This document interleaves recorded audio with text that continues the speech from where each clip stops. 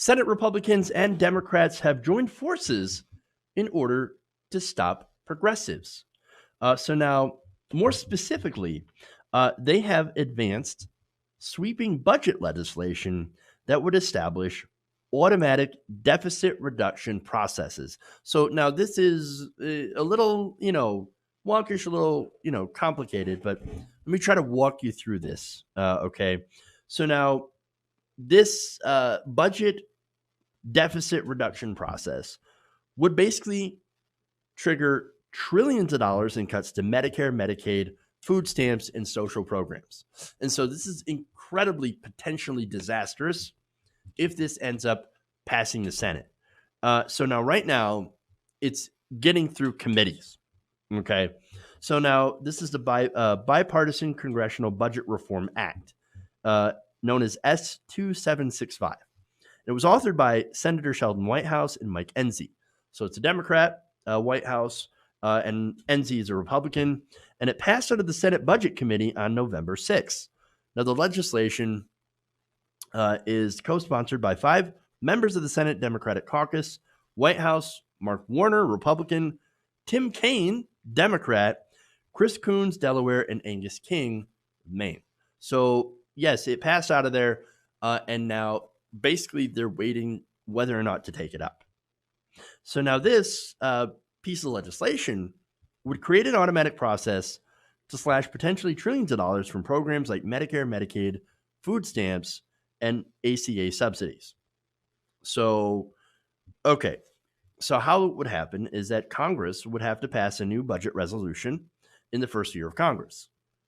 The next year, on February 15th, the Congressional Budget Office would compare the debt GDP ratio projected in the resolution to a new projection that incorporates the evidence of the past year. If, and this is important, if the new projection exceeds the budget resolutions, that would trigger a special automatic reconciliation process to eliminate the gap. That budget reconciliation process means automatic cuts. So now, to illustrate how much of a disaster this would be, if you took the past 3 budget resolutions passed by Congress and you applied this piece of legislation to it, forced automatic reconciliation budget cuts would equal a total of $9.5 trillion. Damn. So understand how bad this is. So, for example, right, one way that it's terrible is, of course, you would have mandatory budget cuts in healthcare and the SNAP program, which, by the way, has just approved $700 million in cuts. And so there's a lot of cuts in food stamps in the SNAP program. Now, the other way that it would be terrible, of course, is that you would have no new spending, meaning any new potential spending programs would be hobbled. And now it's both Republicans and Democrats that support this. It's bipartisan. In fact, the vote to advance S2765 out of the Senate Budget Committee came after House Speaker Nancy Pelosi said Democrats must commit to pay-go rules. So now pay-go rules would require all new spending to be offset with budget cuts or tax increases, both of which are incredibly difficult to get. Pelosi had said, quote, we cannot just keep increasing the debt. Why? What, Republicans keep doing it? By giving massive tax cuts to the rich. Remember, it wasn't just Republicans that pushed for tax cuts for the rich. Joe Biden helped make 94% of the Bush tax cuts permanent. That was a deal that Joe Biden did with Mitch McConnell. So understand, establishment Democrats are not good on the budget. For example, we have Democratic candidates that are running right now that, oh yes, we'll raise taxes on corporations. Well, how much?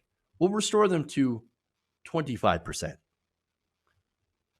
Now, Donald Trump, before Donald Trump came into office, Obama had corporate tax rates at 35% effective, right? So now, once Trump got into office, he did the Tax Cuts and Jobs Act, which reduced it to 21%. That's your corporate tax rate. So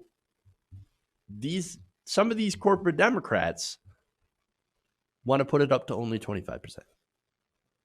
So, oh no, we're going to increase taxes, but it's going to be a modest increase. So basically, you're saying you're half agree with Republicans on tax rates. Disaster.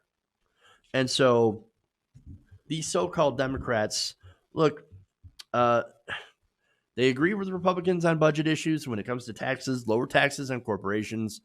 And secondly, they want to stop somebody like Bernie Sanders, for example, if he ends up getting into office, from making big sweeping changes by stopping him in the process. They want to hamstring him. In fact, the American Prospect's David Dayen noted that the passage of S2765 would severely hamstring Sanders' ability to implement his agenda should he win in 2020. If a Democrat, he said, wants to extend free public college to all Americans or move towards the universal healthcare system or amass resources to fight the climate crisis, they're going to run to the deficit scolds, the no we can't brigade. Republicans like Enzi want to build that no we can't presumption into the budget process itself. It makes no sense for Democrats to help them. But of course, they are going to help them because they agree with them. Now, Bernie Sanders also issued a warning on this and said that this could be used by Republicans to unilaterally cut programs like Medicare, Medicaid, and nutrition assistance, all supposedly to reduce the deficit. Now, there is one program that they are not allowed to touch, and that, of course, is Social Security. Believe me, if they were allowed to touch it, they definitely would. 100%. Now, Sanders also said this new proposed process comes less than 2 years after Republicans on this committee showed no hesitation in adding $2 trillion to the deficit in order to pass the Trump tax cuts for the wealthiest of families and the most profitable corporations in America. Now, look, I know there are some people out there that believe the Democratic Party is still on your side. Well, you guys are completely... I love you guys, but you're wrong. Democratic Party, not on your side. They are, by and large, on the side of the donors. The same as Republicans when it comes to things that might affect their profits and campaign contributions from big corporations. These Democrats that support this, things like, for example, Nancy Pelosi, they only work for their donors. So what we need to do is we need to fire these Democrats. We need to primary them and elect people who actually would represent us. People who don't take corporate PAC money, who don't work with Republicans to stop Medicare for all, free college, and action on the climate, who don't work with Republicans to institute automatic cuts in health care while voting to increase the war budget.